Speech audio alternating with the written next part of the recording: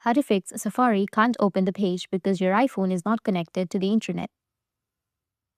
So if you want to fix Safari can't open the page because your iPhone is not connected to the internet, then just watch this video.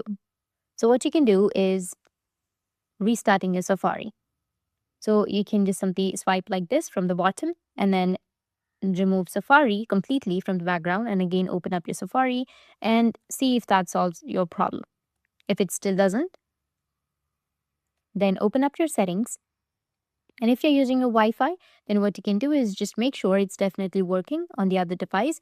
Go and see if the network is working. If you're currently on your Wi-Fi and if you also have some mobile data, then you can also switch to mobile data. You can see if that solves your problem. Or you can also connect to another Wi-Fi network.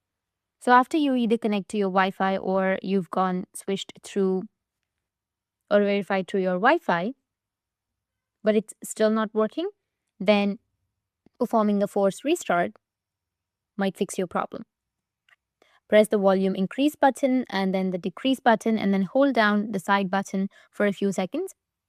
Keep it held down. Shortly, your phone screen is going to be black and it will refresh. After refreshing, your problem might be fixed. That's it. And if you have any questions, feel free to comment below. Thanks for watching.